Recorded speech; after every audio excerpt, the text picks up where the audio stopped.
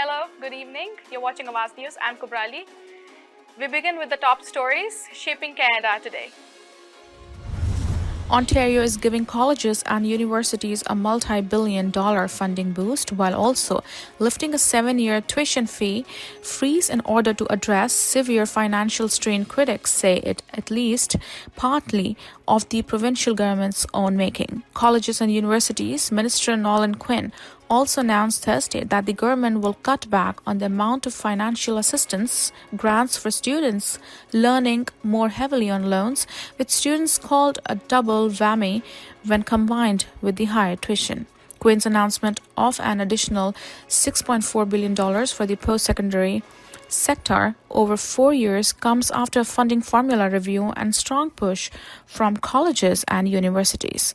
Ontario universities and colleges have long faced low levels of government funding, stagnant tuition levels since 2019, and sharply reduced numbers of international students who are charged far higher tuition fees than domestic students. Colleges, in particular, increasingly turn to international students' tuition revenue to stabilize finances after the government cut tuition fees by 10% and froze them at that level 7 years ago. An expert report commissioned by the government in 2023 identified that reliance as a major financial risk, and that was borne out when the federal government began drastically reducing international student levels. Colleges have said that move alone will remove up to $4.2 billion in revenue by 2027-28. Colleges have already cut $1.4 billion in costs, suspending more than 600 programs, and eliminated more than 8,000 staff positions in a bid to save money. Metrolink says it will be proactively refunding GO Transit drivers who tapped their Presto card on February 2nd and February 3rd due to major service disruption caused by a train derailment just outside Union Station. Speaking to Metrolink's board of directors at a meeting on Thursday morning, Michael Lindsay, the CEO of the Provincial Transit Agency, said those who tapped their Presto card for trips on February 2nd and 3rd will receive refunds, along with those who took deeply disrupted trips along the lakeshore lines during the evening rush hour on February 4th. Metrolinx previously said that a train on the Kitchener line was leaving Union Station at the low speed when it delayed. This incident triggered widespread delays across the GO network for several days. Lindsay said refunds will happen automatically within the next 5 to 10 business days. Lindsay said Metrolink's service guarantees open to riders 365 days a year. On its website, the transit agency said, as part of the service guarantee policy, a person will receive a full refund of their fare if a train's arrival is delayed by 15 minutes or more. It notes that refunds will not be provided for delays caused by extreme weather conditions. While riders will be refunded automatically for the delays caused by the derailment, typically customers have to apply online for the refund. We are proud of our better than 90% performance historically, which we have returned to this week, Lindsay said. Police are appealing for witnesses following 2 recent attempted arsons they believe are related in York region. Investigators say on February 11th at about 2 a.m. a white Audi SUV attended a plaza near Highway 7 East and 9th Line in Markham. They say 2 suspects were then seen smashing the front door of the business and allegedly attempted to light a fire using an unknown accelerant before fleeing the area eastbound on Highway 7. York Regional Police say that the fire self-extinguished. At around 3:30 a.m. that day, the same vehicle allegedly attended a plaza near Ringwood Drive and Main Street in the town of Whitchurch, Stouffville. The suspects once again fled the area and the fire self-extinguished. Police say in both cases, the buildings were unoccupied and no injuries were reported. At least 3 suspects are wanted in connection with these incidents, noting the Audi driver was not seen exiting the vehicle at either location. The first suspect is described as wearing a dark-colored hooded sweatshirt, track pants, white shoes, and grey gloves, while the second wore a blue hooded sweatshirt, black pants, black shoes, and white gloves. No description had been provided for the third suspect. The investigation is ongoing, and anyone with the further information is asked to call the 5 District Criminal Investigations Bureau 1-866-876-5423 extension 7541 or Crime Stoppers anonymously. More than 1 year after a woman was struck and killed by a vehicle while crossing a street in Mississauga, police say they have arrested the alleged driver. On January 14, 2025, Peel police responded to the area of Bristol Road West and Loon Lake Avenue after a pedestrian was hit by a black SUV while crossing at the crosswalk. The driver fled the scene, and the victim, a woman in her 20s, was taken to the hospital where she later succumbed to her injuries, police said. In a video obtained by Awaz News, at the time of the incident, the woman appeared to stop and back up as the vehicle came closer to her. Police said she was crossing the intersection on a green light when the collision occurred.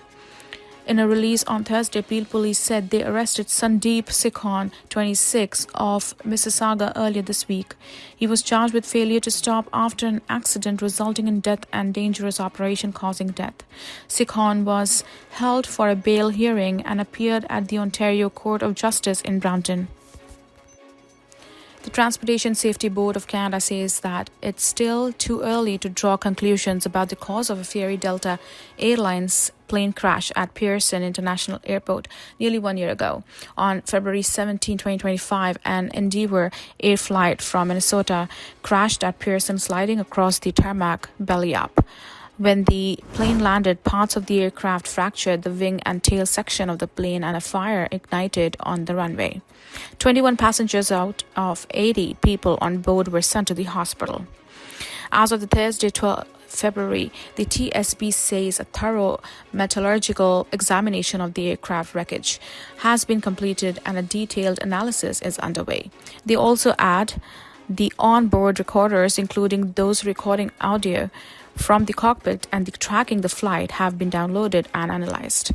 The national agency says it also examined data from the NAV Canada and the closed-circuit television systems from the Greater Toronto Airports Authority to also support the investigation by reviewing the aircraft's descent as well as evacuation efforts and emergency response. A comprehensive review of the weather conditions at the time of the crash has also been completed, the TSB said. What remains to be completed is an examination into the emergency response that day, which the TSB said it includes analyzing the emergency egress routes, crew coordination, firefighting response, as well as aircraft rescue. Investigators are also comparing what happened at Pearson with other similar occurrences worldwide on various aircraft. The TSB published its preliminary report a month after the crash, after they brought the CRJ 900's wreckage to a nearby airplane hangar. Police in York Region are working to identify a man who is wanted in connection with a fake kidnapping and ransom scam that appears to target young Chinese students who are newcomers to Canada. Investigators say last month an unknown person who allegedly claimed to be a police officer from China phoned a youth and told him that he was implicated in a money laundering investigation. They say the victim was instructed to contact police in China to clear his name and told to avoid Canadian police and cease all communication with his family until the investigation was completed. On February 2nd, the youth was then allegedly directed to meet with a so-called police representative from China at a commercial plaza in Markham near Woodbine and 16 Avenues. Police said the victim, who was uninjured, left that safe house on his own. York Regional Police were notified once the missing boy arrived home. Investigators said they discovered a ransom demand was made to the victim's family but was not paid. York Regional Police are warning the public about these kind of scams where suspects employ various lies or threats to coerce victims into cooperating with their demands and prevent them from contacting the police. The investigation is ongoing, and anyone with further information is asked to contact the Homicide Unit at 1-866-876-5423 extension 7865. 3 teenage boys, including a 12-year-old, have been charged after a stolen vehicle was seen speeding and disobeying traffic signals in Hamilton early this week. Hamilton police said a call came in on Tuesday about a suspicious vehicle occupied by three masked individuals in the city's east end. Officers responded and determined that the vehicle had been reported stolen. Police said they tracked down the vehicle and saw it being driven in a dangerous manner. The vehicle was traveling at a high rate of speed, making unsafe lane changes, failing to stop for traffic signals, and engaging in counter surveillance driving behavior, police said. They noted that officers shortly stopped following the vehicle in the interest of public safety given how the vehicle was being driven. A short time later, officers located the vehicle unoccupied and subsequently found the youths involved in a store, police said. One youth was allegedly in possession of a key fob belonging to the stolen vehicle. Police added that another youth was subject to multiple court-imposed conditions, including restrictions related to vehicles and associations with his fellow youth. He was also wanted on outstanding warrants, police said. That's for all tonight. This is Kubrali. You're watching Awaz News. Have a wonderful evening.